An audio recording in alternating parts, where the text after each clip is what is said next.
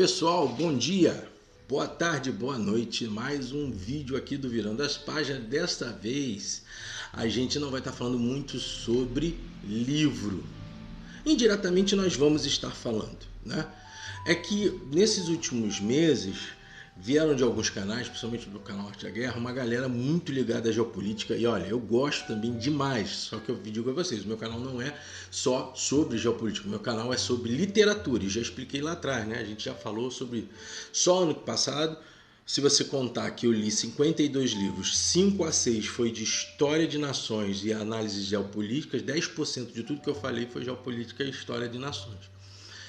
Mas, e também em obras que às vezes não tem um cômputo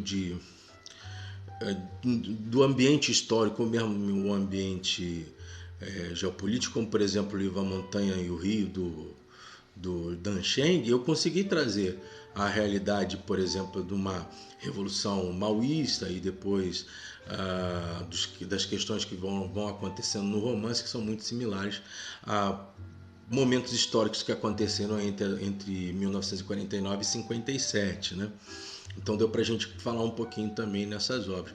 O próprio Zafón deu para dar algumas pinceladas sobre a Guerra Civil Espanhola, e por aí vai, tá?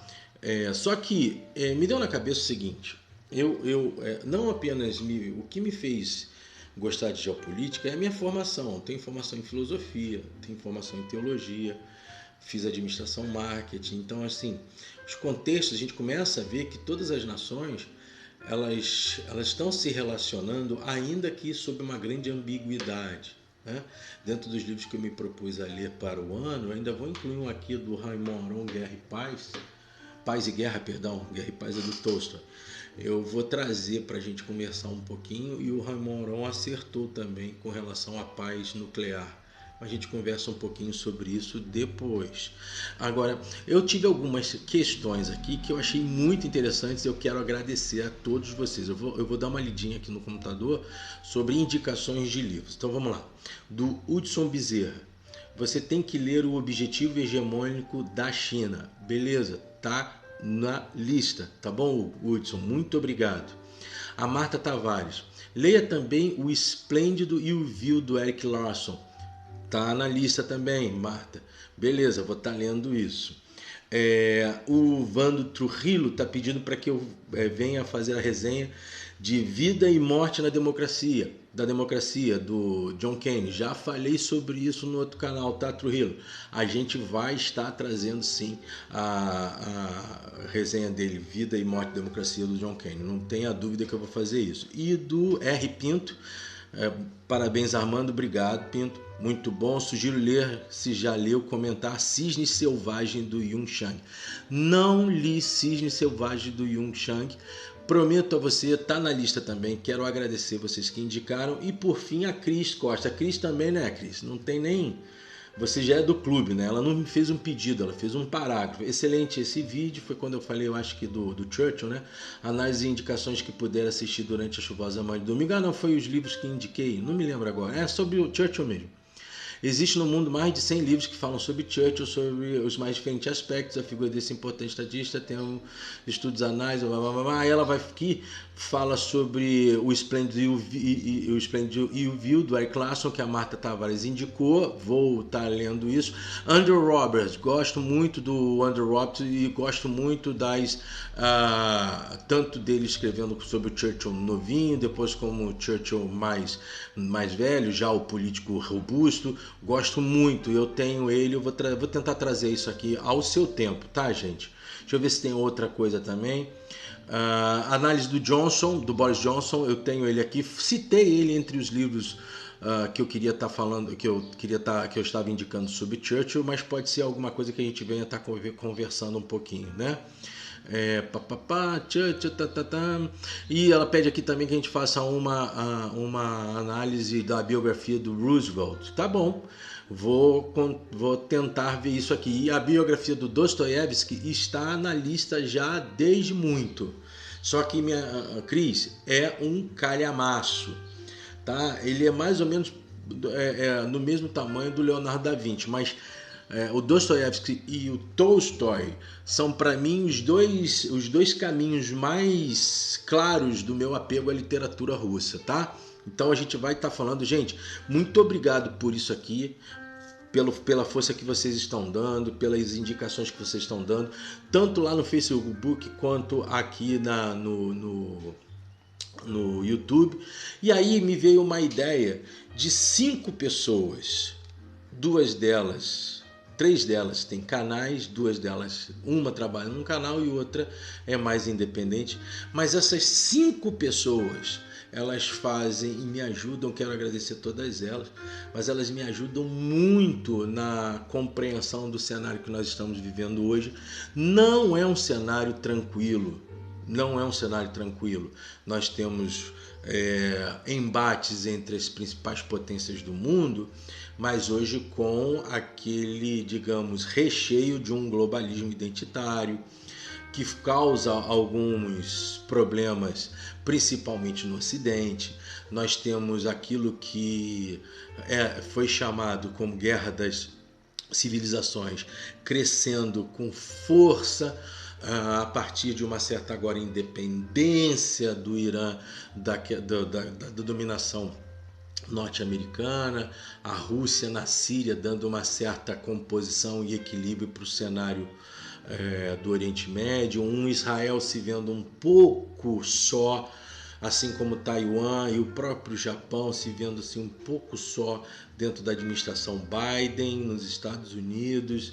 Então assim, eu tenho 5 canais que conseguem desenhar para mim, cada um ao seu modo, uma esfera de informações e cada um dentro do seu polar ideológico, mas uma certa definição de mundo em que muitos deles, ainda que aparentemente sejam opostos, se alinham na análise.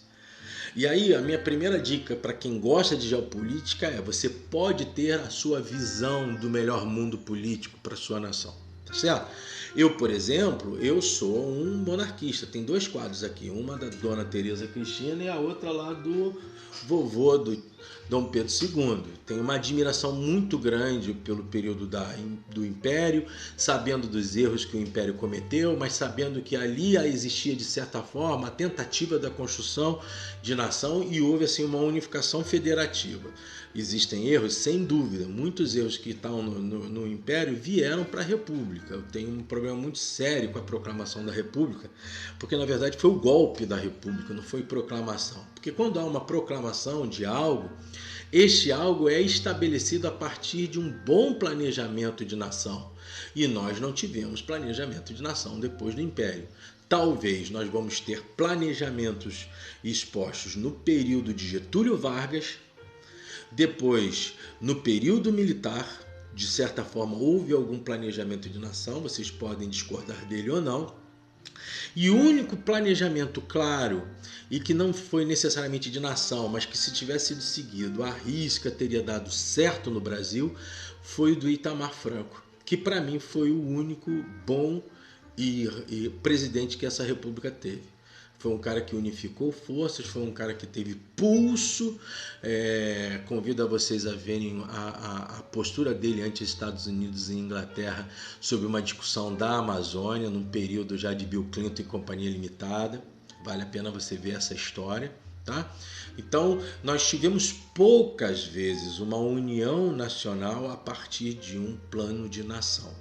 E se você não tem plano de nação, você não tem país. Você tem grupamentos que cada um decide para si só o que é melhor para viver. Isso é muito perigoso para uma nação. E a gente precisa ter um Brasil cada vez mais forte. E agora vou indicar os canais.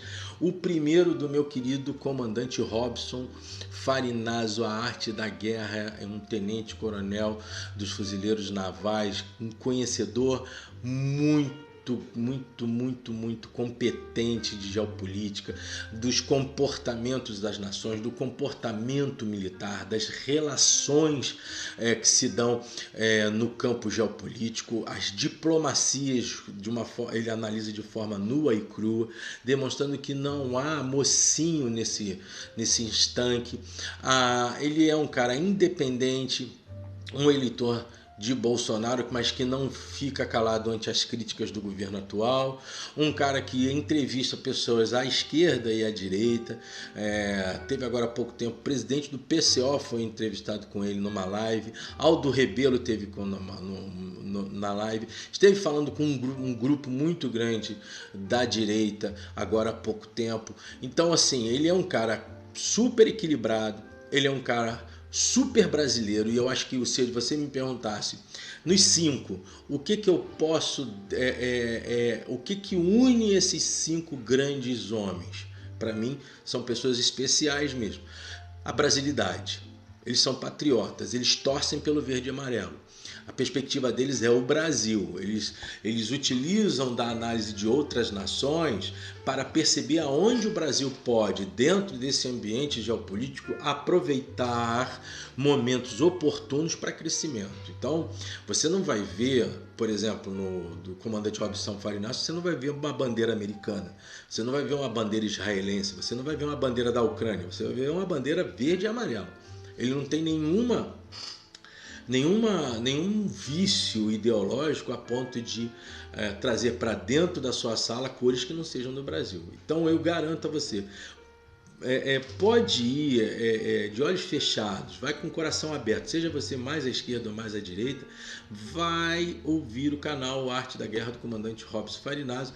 Os caras que são à direita acham que ele é comunista, os caras que são à esquerda acham que ele é bolsonarista, é de ultradireita, e cara, o que eu vejo é um homem ultra equilibrado, do jeitão militar de ser. Então, de vez em quando tem um empalado lá, mas o Robson Farinácio, o comandante Robson Farinácio, ele é um cara competente e traz boas lives. E depois também tem umas que é só ele, single lá na poltronona dele, conversando com todos nós, respondendo perguntas. Às vezes perguntas triviais, mas trazendo para os campos atuais e buscando fazer alertas na galera que ainda fica sobre essa ideia bucólica que nos foi inferida, imposta, de uma americolatria, perdão, de uma xenofobia, ou também uma xenolatria, né? Então, assim, a gente tem que tomar cuidado para sermos brasileiros e analisarmos isso de toda forma. Um outro canal que até é ligado ao comandante Robson Farinácio, eu não conheço, eu sigo o canal do Rogério Anitablian, que é um descendente de armênios brasileiro, e tudo, ele parece um correspondente internacional, tudo que está acontecendo no mundo, mas principalmente naquela região, do Cáucaso ao Oriente Médio, pegando ali Turquia, Turcomenistão, Afeganistão, Azerbaijão, a Armênia, propriamente dita, né? Então essas crises agora que estão acontecendo no Cazaquistão, as crises que estão acontecendo na Ucrânia, bombardeios que agora essa semana Israel perpetrou contra algumas posições iranianas na Síria, a visão dos problemas atuais entre OTAN e Rússia, as reuniões entre as diplomacias para tentar discutir o caso Ucrânia, o Anitablian traz na hora, e ele é um cara muito versátil. Parece mesmo que eu estou assistindo um programa, estou assistindo um programa muito, diria eu, responsável e qualificado de informações que ele, Anitablian, depura para trazer para a gente. Nunca vi nenhuma mensagem do Anitablian que tenha caído no esquecimento ou no vazio. Mensagens verdadeiras, mensagens qualificadas, mensagens que definitivamente foram muito bem pensadas e muito bem trabalhadas. Ou seja, eu estou falando aqui de uma galera de direita e centro-direita, né? E aí eu vou falar de um cara que ele aparece muito no canal 247, o Pepe Escobar. Ele é um correspondente internacional, já trabalhou na Folha de São Paulo, no Estado de São Paulo, teve trabalhando pela Gazeta e agora ele está de forma independente na Europa. O que tem de bom no Pepe Escobar? Primeiro, o cara é inteligente pra caceta, o cara é muito bom naquilo que ele aborda. E, gente, é muito legal quando você vê que a análise deles, quando é uma análise real, é uma análise sincera e justa, normalmente elas tendem a se alinhar. Por quê? Porque elas estão trazendo análises verdadeiras de fatos verídicos, de fatos palpáveis. Então, quando o comandante Robson Farinácio descreve do risco do Brasil de estar sendo subvertido pela ordem mundial atual, pelas pressões norte-americanas e europeias, o Pepe Escobar vai falar a mesma coisa, só que sob o prisma dele, mas é a mesma coisa. A visão que eles têm, por exemplo, olha só, de perspectivas diferentes, de polos analíticos diferentes sobre a surpreendente importância que é dada pelo globalismo ao identitarismo. E quando eu falo de identitarismo, eu não quero retirar a justiça das propostas, de algumas propostas dentro do identitarismo, mas como isso está destruindo por completo a discussão política num campo muito mais amplo. E como isso não acontece nem em China nem na Rússia, esses dois países estão engolindo todo o Ocidente. Então, o Pepe Escobar ele trabalhou na Gazeta, trabalhou na Folha de São Paulo, no Estado de São Paulo. Ele está na Europa hoje, ele tem contato, gente, com diplomatas de todos os países. O que aconteceu na visita do Bolsonaro agora lá na Europa, na discussão sobre clima e tudo mais, cara, ele descreveu exatamente o que ia acontecer. Exatamente o que ele disse que ia acontecer com o Bolsonaro aconteceu. O Robson Farinazzo disse da possibilidade do Bolsonaro ao seu tempo se aproximar, ainda que não seja um fato comprovável, mas de se aproximar da Rússia diante das pressões. O Pepe Escobar falou a mesma coisa, o Anitablian fala a mesma coisa. Por quê? Porque eles estão vendo o mundo como ele é. O grande analista de geopolítica, ele vê a geopolítica como ela é, não a geopolítica de Hollywood. Ele não está pensando em colocar os heróis da Marvel dentro desse contexto. Ele não está aqui pensando nas cores como se estivesse sendo um torcedor. Ele está sendo analítico. Então eles vão... Poxa, o caso da Ucrânia, os três falam a mesma coisa sobre os atores na Ucrânia, sobre o que está sendo feito, os elementos fortíssimos de guerra híbrida que estão acontecendo no mundo hoje. Os três falam a mesma coisa. A sensação que eu tenho é que se eu colocasse esses três na mesma mesa, eles estariam falando a mesma coisa, tá certo? Então o Pepe Escobar, eu não achei um canal dele. De vez em quando eu vejo lá no 247. Sempre que tem alguma coisa do Pepe Escobar no 247, eu vou lá ver, porque é muito bom, cara. Você se sente bem vendo esses caras falando. Um outro que esse aí dá aula, tem formação nos Estados Unidos, competente, tem uma página no YouTube, é o deputado, né, Eni Ozikuker. O cara tem formação em filosofia, em política lá nos Estados Unidos, é professor, foi professor lá, hoje é político aqui no Brasil, mas tem uma compreensão de mundo, é aula. Eu tive vendo agora há pouco tempo ele falando sobre a geopolítica da América Latina e da Ásia. Gente, perfeito o que o cara está colocando, alinhavado à realidade. Então, assim, é uma outra proposta que eu estou dizendo sobre a geopolítica. Eni Ozikuker. Pode procurar o canal dele, tá? Por fim, eu estou deixando um cara que para mim é uma entidade, Roberto Mangabeira Jung, que foi professor. Hoje ele é professor, ele foi professor de Harvard e hoje ele está na Inglaterra também sendo professor. Agora me fugiu o nome da outra universidade na Inglaterra, que ele, se chegar aqui na minha mente eu falo para vocês. Mas ele foi professor de Harvard, tem título como professor, continua sendo professor em Harvard também, professor emérito, mas a Universidade de Cambridge, ele está hoje lotado totalmente na Universidade de Cambridge, foi professor de vários políticos, inclusive do Obama, tá certo?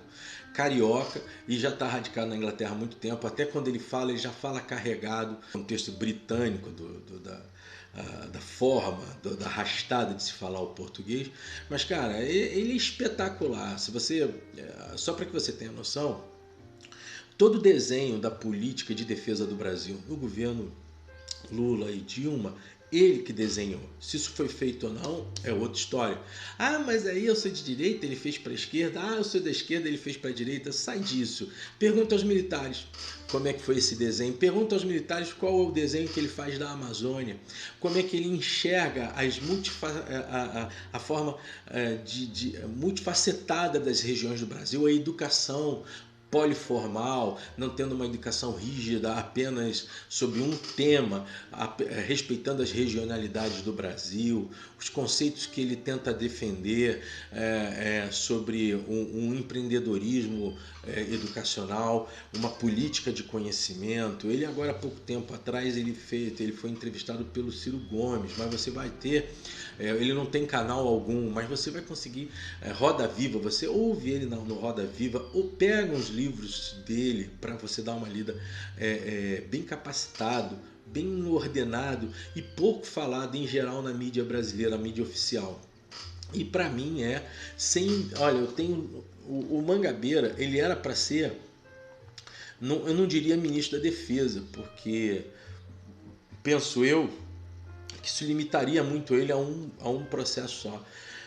Felizmente ele não foi um presidente do Brasil, mas se ele fosse chefe da Casa Civil de algum governo, gente, na boa, ele tá acima do normal. Eu até anotei aqui, eu li o livro dele, esse aqui, olha, A Segunda Via, Presente e o Futuro do Brasil, da editora Boitempo, de 2001. Tá? Eu anotei outros livros que eu preferi trazer aqui para vocês.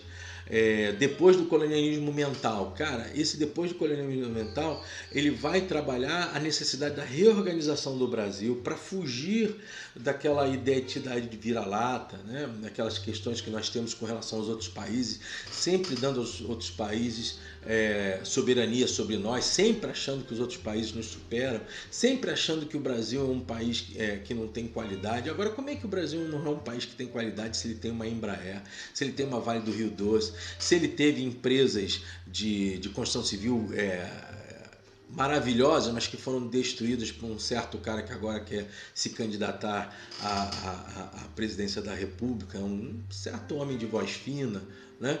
Então, assim, como é que pode o Brasil não dar certo, gente? Como é que pode o Brasil não dar certo com o Instituto Oswaldo Cruz? Como é que pode um Brasil não dar certo com toda a sua capilarização? Como é que pode um Brasil não dar certo com toda essa mistura de raças que nós temos aqui? Então, eu acho que está mais do que na hora, e nós estamos vivendo assim tempos muito, né? A gente precisa olhar para dentro do país e a gente precisa se valorizar. Então, tá aqui Arte da Guerra, Rogério Tablian, Pepe Escobar, o Reni e o Mangabeira Júnior. São os caras que eu indico para você, e procurem ver os livros que eles indicam, tá certo? Curte o canal, inscreva-se no canal, curta o vídeo e compartilha. Como eu sempre digo, supere-se, aprenda mais, ler é bom, virando as páginas. Até a próxima, e aí começa a falar de livro mesmo.